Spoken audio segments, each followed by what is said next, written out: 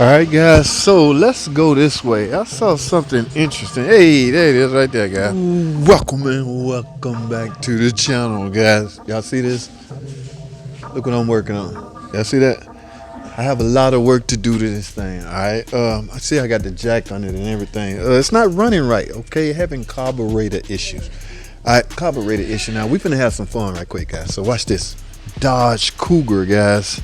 We're trying to figure out what's wrong with that thing. Isn't that nice? Yeah, we got it jacked up. I think we was gonna put an engine in it, but the engine is not in the front, so I'm not sure why we jacked the front of the engine up. Here's the engine right here, guys. Yes, it's pretty neat, but y'all know we're having a little battery electrical issue, so we have to figure out what is wrong with the batteries. Look like the shock leaking, so we might have to get some shocks put on it. Hey guys, y'all see this? Is that a brake rotor with some brake pads and a caliper? That is neat. Look at the little change, guys. I'm y'all. If y'all didn't notice, I'm having a little fun right now. Look at the chain from the engine going to the rear. It's the differential, guys. It looked like a Dana 44 or something like that. And these are the rotors. They look a little glazed. We might have to put those on the rotor machine and turn those, guys. Okay, go find some brake pads. Probably can get them lifetime warranty at AutoZone. Based on this exhaust, looks like that's running a little rich, guys. So we might have to figure out why this engine is running rich. All right. Yes, guys, running a little rich. Oh, look at the little tie rods. Y'all see that? Little tie rod, little rack and pinion. Rack and pinion seals look like they leaking, guys. We need to, on this Dodge Cougar, figure out why that rack and pinion is leaking, guys. What else? This is pretty fascinating. Okay, look like that ball joint. Is this a ball joint? Yeah, guys, look like that ball joint coming apart. We may have to write up a ball joint and get that straightened out. I don't know if that strut leaking or not.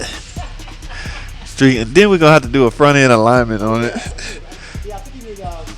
Yeah, front end alignment and tie rods, the whole 9 yards, guys. It took a massive jack to actually lift that up, but we managed to get it up.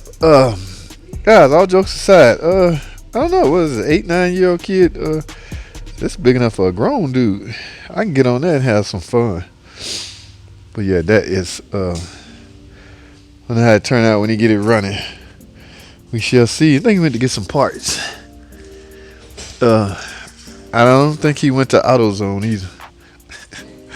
Not sure where he went to get parts from. So, all right, here go the pieces of the carburetor. I'm not touching anything. Patrick Hannigan's over here. In fact, I'm gonna let him explain what's going on. Orange stuff. The fuel turned to varnish. It's been sitting for so long. Well, that's gonna make it idle better. That's the top part of the carburetor, right? The bottom. Uh-oh. This is the bowl. So fuel sits in the bowl. Right. It fills up to a certain level. The float takes over and rises and shuts off the fuel flow. And then it sinks, it opens up, more fuel flows in, rises, shuts off, you know, that kind of thing. And these are the jets. So the jets are like... So what are you doing, cleaning it? Yeah, trying to get them to clear out. They were plugged. You're supposed to be able to see through the center of them. They're tiny little orifice. Orifice. Yeah. What the hell is going? No. It's a ton of issues. It's been sitting for so long. Oh. If I was a kid, it wouldn't be sitting in my possession. I feel this sucker all day. Did they make them my size, grown people size? Yeah. Oh, they do? Man, I stay in the city. That's why I want to move back to the country. Golly. Oh, so guys, I was wrong. I have some carburetor throttle body issues. We had to hook up our diagnostic scan to the OBD onboard diagnostic. We had to hook our pod up to it and find out what kind of check engine light code it had in it. But we're gonna figure it out, guys. So stay tuned. All right, now back over here. Hey, y'all see what that look like? That looks like a Pentastar 3.6. And y'all see where it likely looked like it comes from. That's right, guys. Salvage yard. Talk about taking a risk. We tend to do that a lot. Not actually we guys, but insurance company. We have no call or no say in what they send us. All right, we have no clue if this has valve noise or anything like that.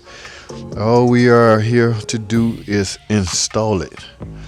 All right, so that's exactly what we're gonna do. I'm curious to know what it's going in. It look like it's going in this little 200. Yeah, it is. All right, yeah, because this is one in install. So this is about to get another engine. Look like they're chasing overheating because that looks new. So it look like they tried to repair the overheating. I don't know. I'm not gonna speculate. It's bad enough. The 3.6 engine has a bad image from all the bad press out there anyway. So I'm not gonna help it out. Yeah, it's new motor mouse on that. So somebody been in this and they are now at the point where the insurance company just sent an engine, I guess. Now, don't panic, guys, because I've seen insurance company send us complete engine just from the car having ticking noise, and y'all know how easy that is to repair. We got an engine back over there right now. Insurance company said replace, all because it's ticking. Easily repairable. If I had a vehicle that needed an engine, I would keep that engine, but it's headed to the scrapyard now, guys. So I'm not sure. I would say this because I've said this time and time again. Anything is fixable. Anything. It's just a matter of how much you want to put into it that really becomes the final deciding factor. Okay, how much? It could be a broke crankshaft. That don't mean you must replace the engine. That would likely mean you probably should replace the engine because it would be too expensive to repair. Cost efficient. We're trying to keep that in perspective. All right, so yeah, guys, you never know what you're getting. We don't know the condition of this. We don't know what it come out of. We don't know if it had any valve train noise in the previous car it was in, because it likely came out of a wrecked car. Don't necessarily have to come out of a wreck 200, but just a 3.6 is a 3.6, guys. All right, so let's go this way, guys.